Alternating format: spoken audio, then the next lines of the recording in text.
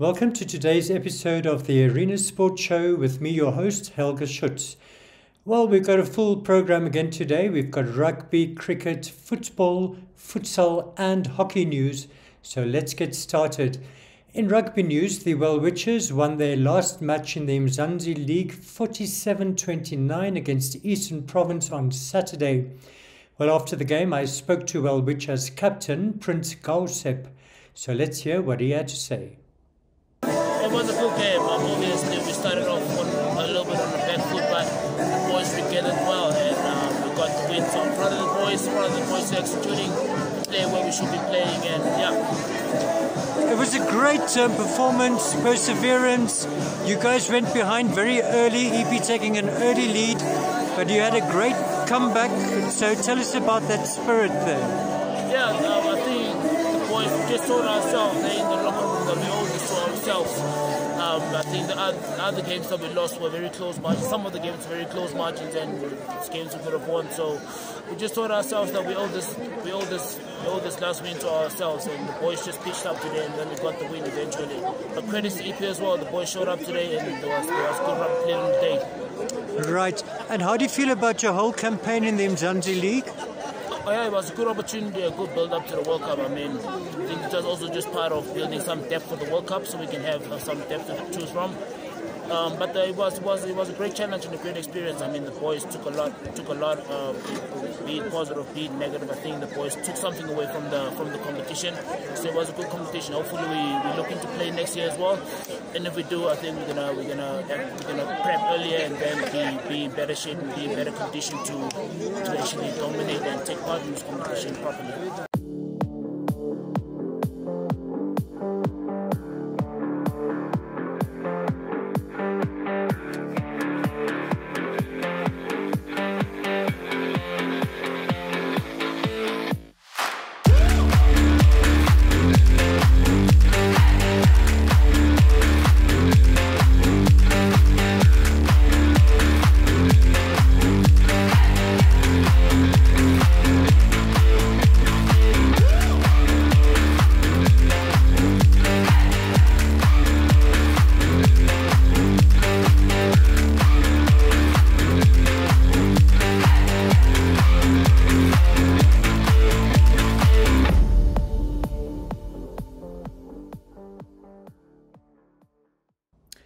Well, we're still on rugby, and Kudus went to the top of the Namibia Premier League log after beating Rehoboth 31-14 in Walvis Bay on Saturday.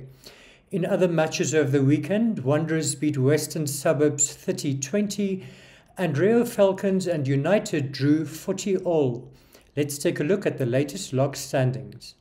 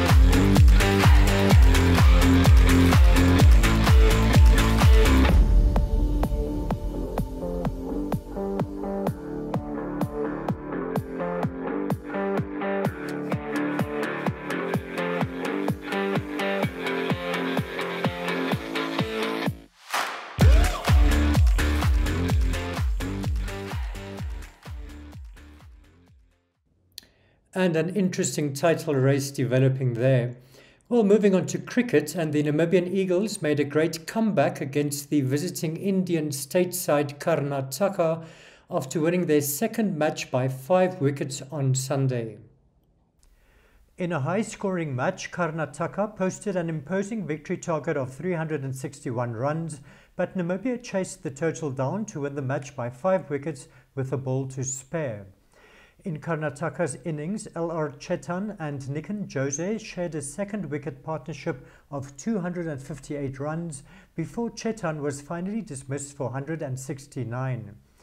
Jose was dismissed for 103, while Krishnamurti Siddharth added a quick-fire 59 as Karnataka reached a commanding 360 for 4 wickets. It was a huge target to chase, but Namibia got off to a great start as opening batters Nico Daven and Stephen Bard put on a century partnership for the first wicket, with Daven scoring 70 and Bard 57. They were lagging behind the required run rate, but Michael van Lingen and Gerard Erasmus brought Namibia right back into contention with a 188-run partnership for the third wicket. Erasmus was unfortunate to miss out on his century as he was caught on the boundary for 91, but van Lingen reached his century before being dismissed for 104. At van Lingen's departure, the match was still delicately balanced, with Namibia needing 20 runs off the final 2 overs, but Zane Green scored a great scooped 6, while Jan Vreilink hit the winning 4 off the second last ball of the match as Namibia completed a great victory. And with that victory, Namibia levelled the series at 1-1 after Karnataka won the first match by 9 wickets on Friday. Well, after that game, I spoke to the captain of Karnataka, that's Ravi Kumar Samart, so let's hear what he had to say. I think it was a good game for us. We executed all our plans really well, and we stuck to what the plans were made for us, and yeah, everything pulled off today. Right, Samart, tell us a bit about your team Karnataka and also what brought you to Namibia. I mean, our association was I mean, we are all grateful to our association who organized this tournament for us. It's a great exposure to come and play an international side, and for us as a lot of youngsters, it's a great learning coming to another country and trying to gauge the situations and adapt to conditions and play well in these conditions. Right, and tell us a bit about your players. I understand you got a few IPL players, and what's your strength like? I mean, we have a bunch of all-rounders who are upcoming in the first-class circuit, in our domestic circuit, and yes, we have like 2-3 current IPL players who are part of this side, and they bowled really well today, both of them. So yeah, really happy about it. Right, and what did you think of Namibia as opponents? I mean, really disciplined and strict side. They seem to know what they're doing and whatever limitations they have. I think within that they're trying to execute the best they can. So you think there's an exciting series ahead? Most definitely, I think there is. Great, well, good luck. Thank you.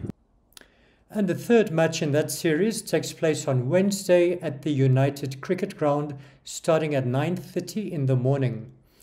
Well, moving on to women's football, and Tura Magic made sure of winning the FNB Women's Super League after posting 2 huge victories over the weekend. On Saturday, they thrashed Omaheke Queens 30-0, and on Sunday beat Yunnan Bokis 6-0 to claim the title. Well, after Sunday's match, I spoke to Tomalina Adams of Tura Magic and Bevan Gapi Kambato of Yunnan Bokis. Let's hear what they had to say. It was not what I expected. I expected it to be very tough since they defeated us the first leg over 1-0. So I expected them to come out strong, but they made it very easy for us. I'm also glad that we got an opportunity to play on their home ground because it's bigger and better than NFA, so we could explore our wings because there's where our power is, and I think they ought to knew it. Right, and I think you guys have won the league now. Do you know what the position is there? I don't want to say we've won the league since we still have 2 games left, but with our goal difference, basically it stands that we have already won the league, but I'll officially say we have won the league after the 2 games. Okay, you'll take it till the end. Great, Yes. Thanks. Well, we also have Vevan Gapi of Yunnan. So, Yunnan Bokis, how was the game for you? It was a good game. A little bit sloppy, but yeah, second half we really tried, and I can say it was really a good game. They came back strong, comparing from the first leg. They got their 3 points. Congratulations. What else can I say? It was really a good game. We fought. We did what we can. They actually did what they can also by getting the 3 points. Yeah. And you guys, I think about mid-table, maybe 5th, 6th on the log. So how do you feel about your campaign as a whole? We are actually right now we are at the 5th place, and we are actually fighting to level up a little bit, because we still have like 3 more games to go, and I hope we will get the 3 points from the other 3 more games that are left. We'll work hard so that we can at least be in the top 3 or top 4. But actually, we just want to be in the top 5. Okay, yeah. Great. Well, good luck. Thank you. And let's take a look at all the weekend's results and the latest log standing.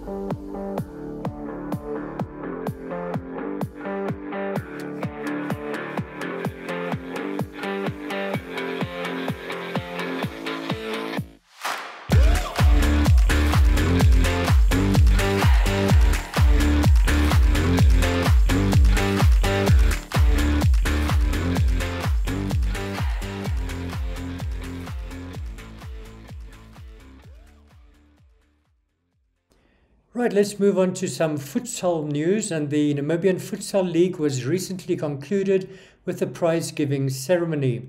Well, at the occasion, league organisers Andre Tirtirao and Upsai Simon gave some more info on the upcoming season. All right, so we're here today at the Windhoek Sports Hall, on the Windhoek Showgrounds at the Sports Facilitation Plaza. We are here to basically talk a little bit about our 2023 plans. We are launching a new league on July 15th with a bit of a newer format. We are looking at more and more players. We've had a lot of interest on players wanting to join new teams. So we are introducing a second division this year for the male and female. If there's enough interest from the female side. We are also introducing a player registration fee in which the players get a full card that it becomes their basically their career building card, where they can move to other clubs and basically be able to play professionally going forward. In addition to this, we are constantly looking for new sponsors, trying to make this league bigger and better. We are not running a winter and summer league anymore. We are going for a full format from July until the end of the year.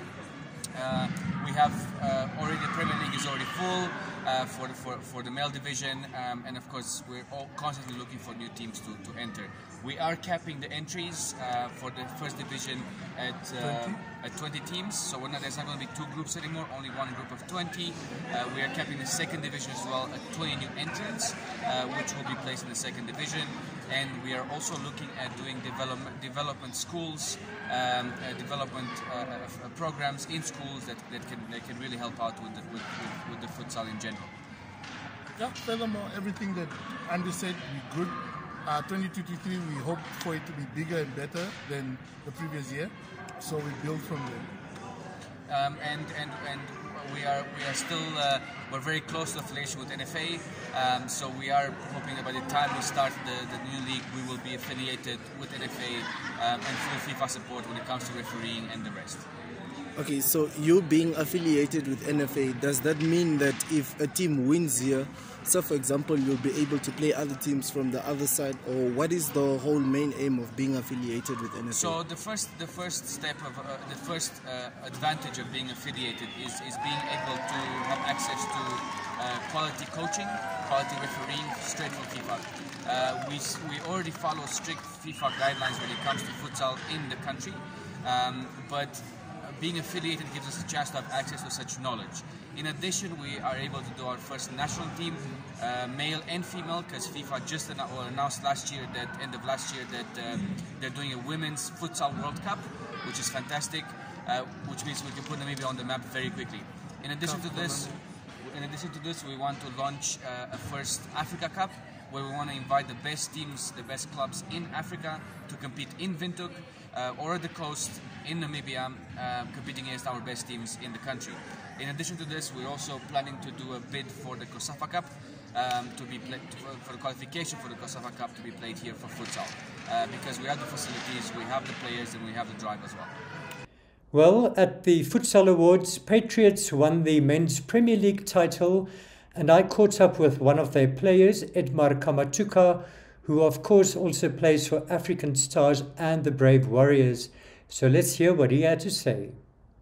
Honestly, it was a phenomenal feeling. I'm so happy for this trophy. Another gold medal for the year. As for the Premier League as well, but as we're playing for the futsal, it's absolutely amazing feeling. Looking forward to picking up more trophies with my team Patriots. We've really been working hard, and yeah, looking forward to picking up very much more. Right. And Edmar, we of course know you as a football player for African Stars, also winning the league with them. So how was that for you? As I said, it's actually for that's my biggest the biggest thing that has happened to me. So I think it's a very good thing for me myself, for my CV as well. Looking forward to getting more with the Premier League as well. I'm looking forward to go conquer Africa as we qualified for the Champions League, the African Champions League. Right, and you are also in the Brave Warriors squad now, preparing for the COSAFA Cup. So how's that going? Very much. Looking forward to sharing the pitch again with one of the greatest players in Africa. So yeah, looking forward to go conquer teams that we are going to face now, especially when we will play our last qualifying game. And yeah, I have high hopes of qualifying and playing in the COSAFA. Right, and Edmar, your personal career, what are you aiming for? You just you're still very young. Broke into the national team this year, now going to COSAFA on the Southern African stage. So are you hoping to maybe get a professional contract? Of course, I'm praying every day, hoping, waiting for my window to open. So yeah, hopefully I'll have a good tournament. I think I'll have a good tournament, so hopefully I'll get a call by any team that's it. So I hope it will come through. It's like a dream come true. So I hope it will be here. Great. And Edmar, you've been so busy with football and futsal, so how do you compare the two? Honestly, it became easy because it helped me so much with my fitness levels and all those stuff. So it became so easy. So I'm very happy that I actually got the opportunity to play for both. So my fitness level is actually very high now, and I'm very looking forward to taking it further from here. And good luck to Edmar with his career. Well, finally in today's show, we've got some hockey news. And in a men's Premier League match, Windhoek Old Boys beat School of Excellence 3-2 to close the gap on log leaders Saints. Well, after that game, I spoke to Dylan Finch of Old Boys and Delron Handura of School of Excellence. Let's take a look. It's always an intense game against the guys, it's very physical.